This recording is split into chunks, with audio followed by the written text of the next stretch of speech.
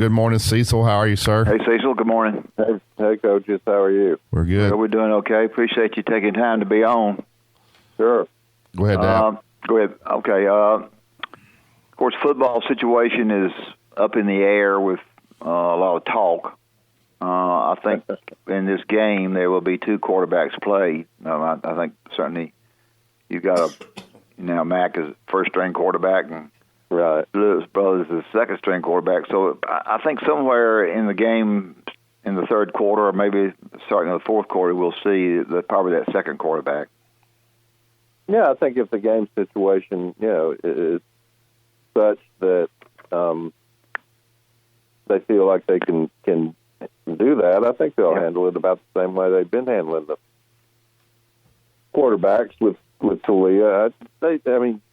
They probably want to see him play a little bit if they can. If it's a one-score game, I don't know that they're going to put him out there and risk turnover. But I would, if I were Nick, I'd probably say I was going to play him anyway just to make Arkansas think about it. But I know the fans want to see him. The fans, for various reasons, including name recognition, they want to see him play. But I think the most important thing is to get Mac as much as you can because it's possible, that Mac's going to be the starting quarterback against LSU. Sure. I'm not saying that's definite, but I think it's important to get him as much work as you can. Yeah, I think so. And I don't think it matters about to his brother about the four. I think he's played in 2 games maybe, and this would be game number 3, and still they have another game. Is that right? And and they've got Western Carolina coming up, so yeah.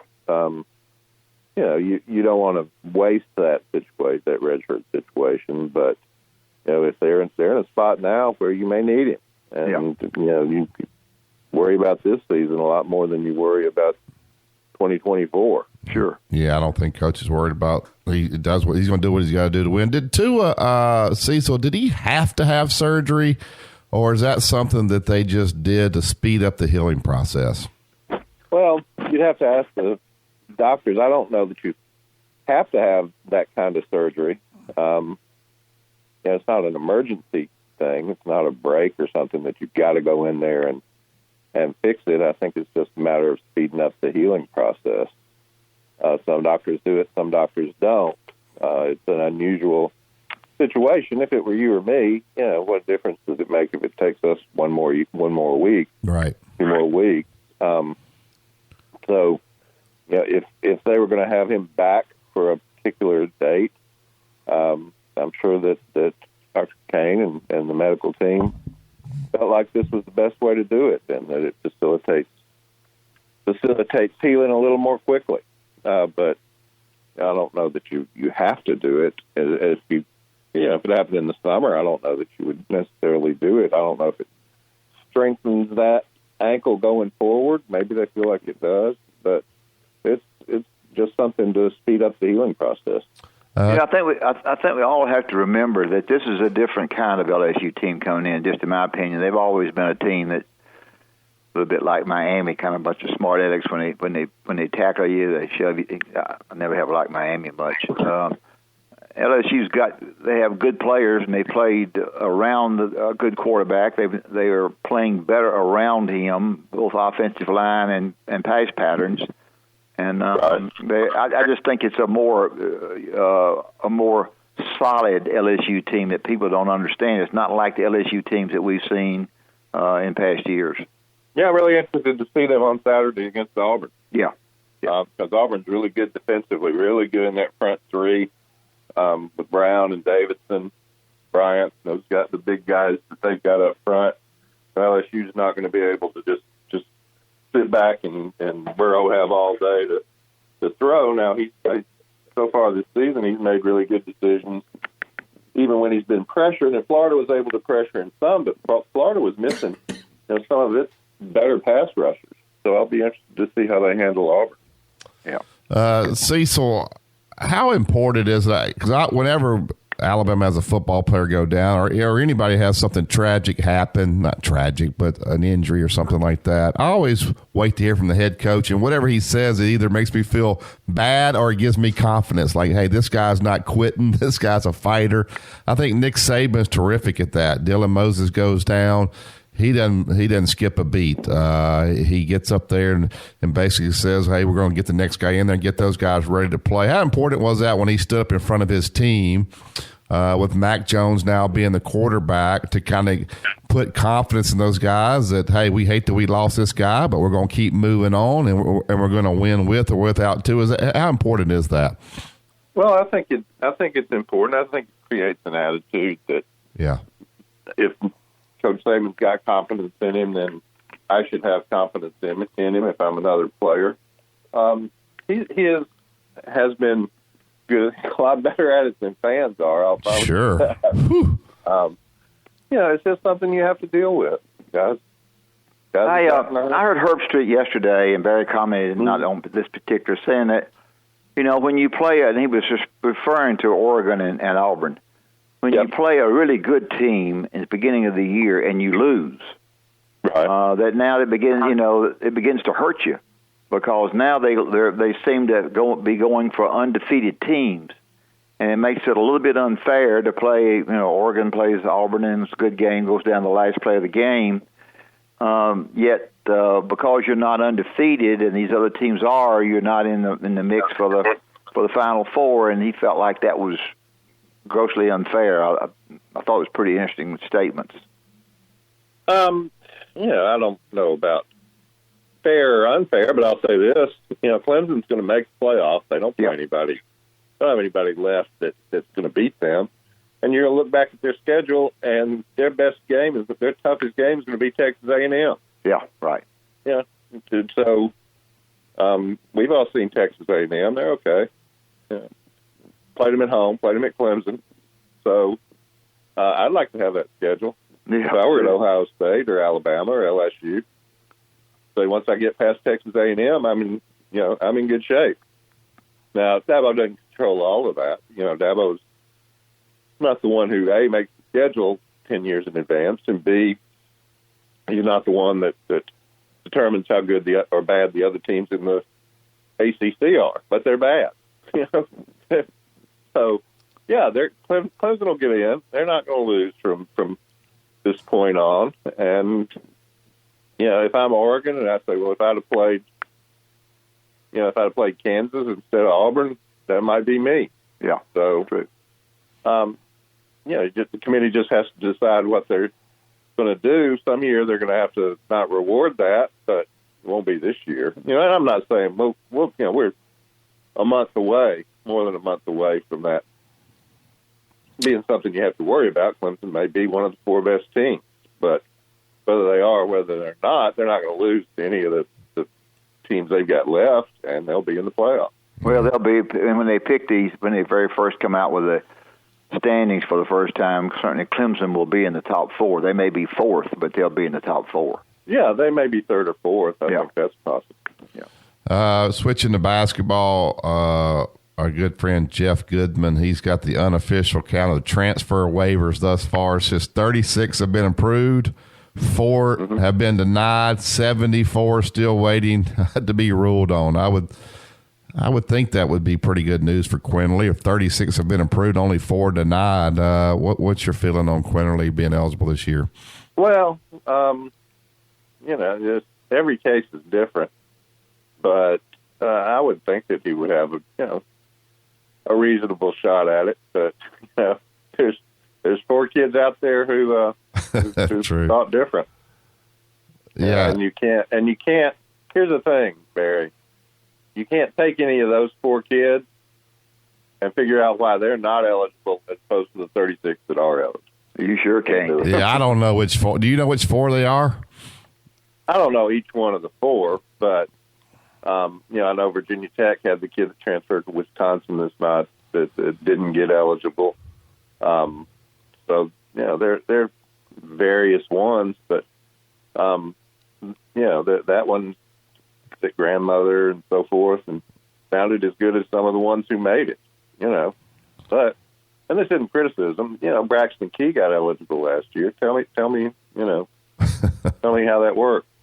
Yeah, it's. I think if the school you're leaving's okay with it, then a lot of times, I think that's got something to do with it. They say it doesn't because they don't want you to think that anybody's being prevented, but I think it does. I'm glad Braxton got it. I'm not complaining about that. I'm just saying I can't take his case and say why he had got to transfer and not sit, and some other kids somewhere had to sit. But they improved a lot more than they used to. As you look at this basketball team, you've seen them more than Dad and I have. Obviously, injuries have hit them here a little bit. What's your concerns about this team? It looks like maybe defending inside and rebounding possibly could be a concern. I would think so. Yeah. First of all, if we didn't get to see them against Jacksonville State, but you see some numbers and hear some numbers. Other than a couple of walk-ons getting a couple of minutes, they're basically 8 guys. And you can play with 8. 8's enough. Probably Coach Sanderson's best team. He really had 8, core guys. But doesn't leave you much depth. And so many of those 8 are perimeter guys. Even if Javon gets eligible, then you're at 9. That's a little better number. And he would really help them if he gets eligible. But their inside depth isn't great. Galen Smith, I think, can play at this level defensively. Javion Davis is still learning. The Hawkins kid who's been out, he's still, a good ways to go. And that's about it. Reese is another big guy, but he's a really different kind of big guy. Yeah. And so they don't have much depth in there. They're going to go to the Bahamas. North Carolina's going to roll out there and go 6'10", 6'10", 6'10" across the front, like Roy often does, and it'll be a matchup problem for them. That's North Carolina. That's not everybody you play all year long, but they just don't have defensively. Here's what I think the situation kind of is defensively. Herb can guard anybody on the other team. Sure. He can guard their point guard. He can guard their big guy if he has to. Yep. You don't really want that, but he can. He can guard 1 through 5. Beyond that, who on that roster would you say, boy, he's really a shutdown defender? He was really good last year. Because even they weren't a great defensive team last year. But they lose Dante Hall. They lose Tevin Mack, who was a physical guy. So, and I'm sure these guys are getting better, and I'm not being critical, but Kyra he's not a great on-ball defender. John Petty's not a great on-ball defender. Reese is not a great, stop a guy from driving type defender. And they don't have anybody back at the rim. Last year, it matters, but you did have Dante Hall. Even if a guy got by you, he's still, Dante's going to block a shot or make him shoot a 4-footer instead of a layup or change things a little bit. You don't have anybody like that at the rim. No. So, yeah, and I think coaches, which I think he's being who he is, like he's saying, hey, this team should go to the tournament, but I hope he's not getting these fans' expectations too high because I think they got some flaws with this team. They do have some good players, and that's just his style to be confident. But I think now, I hear all these fans talking how excited they are, and they should be excited, but they do need to realize that this is not a top 10 team right now, and they still got some work to do in recruiting. Well, here's the thing: if you defend your home court, if you play well, and offensively now they're fine. Nights that everybody's shooting well, they'll be fine, and they'll play fast, and he'll make them play hard. I don't question any of that. But people have to understand that they get excited when the coach says NCAA tournament. But you can go. If you're in the SEC and you've got a reasonable non-conference schedule, which they do. They got a tough non-conference schedule. And you win 19 games, you go 19-12, you'll get in. That's where that bar is.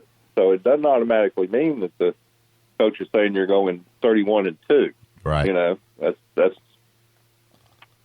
big difference there. So I think he's realistic about where they are.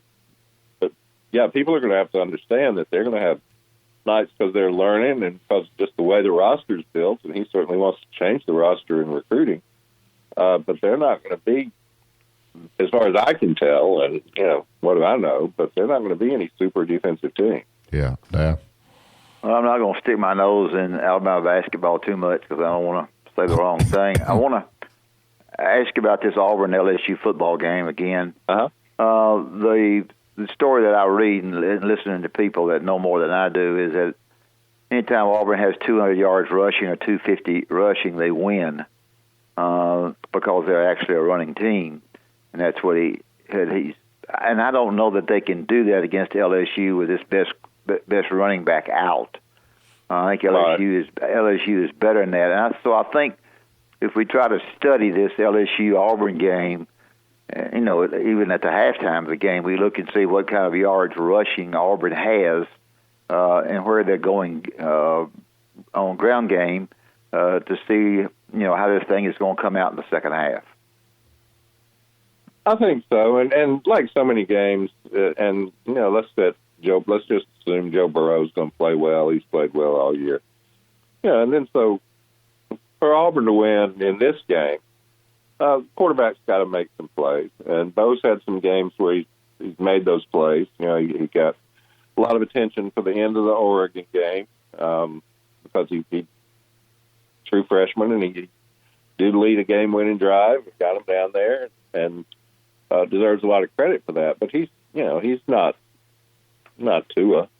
Yeah. He's not going to put up those kind of numbers. That's not what he is. And he had a tough time going into Florida, and he's been some tough places, and that may not rattle him. And he's been around football all his life, but you get those big guys flying around, and he's going to have to make some plays. Always Gus's team. If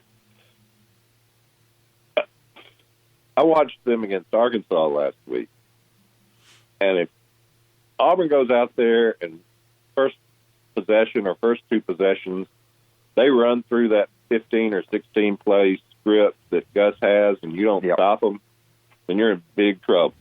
That's true.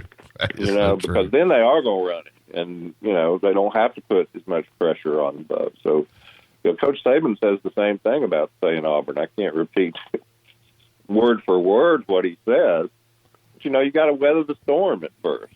Yeah. You got to get through that because they're going to come out and have you scouted and have a script and all things that they want to work, and it could be anything.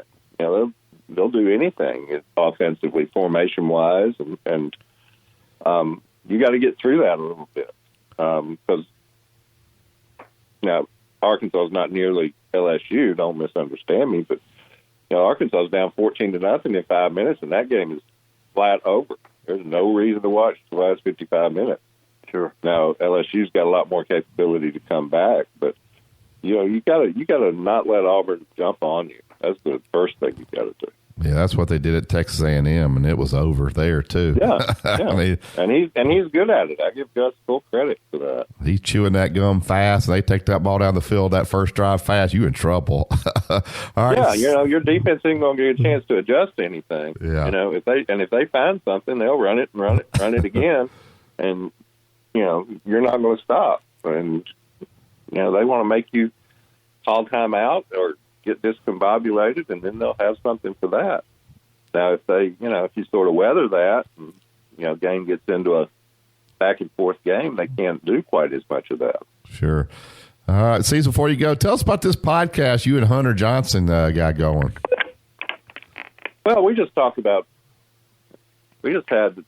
some time, just did about 15 minutes, and Hunter's been a huge basketball fan. Oh, yeah. He had a Mark's Madness when Mark was the head coach, Mark Godfrey. Yeah. So we just talked for about 15 minutes because there's a lot of fans out there. There's a lot of people just like on your show. Yeah. People outside this area think, Alabama football, all anybody cares about is football. But, as Coach Sanderson knows, as you know, you get in all over the state, especially in Birmingham and Tuscaloosa, there are a lot of basketball fans who've been basketball fans their whole life, and they love Alabama basketball. So probably won't have one next week because the teams, they're scrimmaging or playing an exhibition against Georgia Tech on Sunday. But after that, the start of the season, we'll probably have it once a week, 15 minutes. We just talked for 15 minutes or so. But people are, first of all, they don't get as much. They don't get 52 stories a day like you do on football, which football merits that. I'm not saying that's wrong.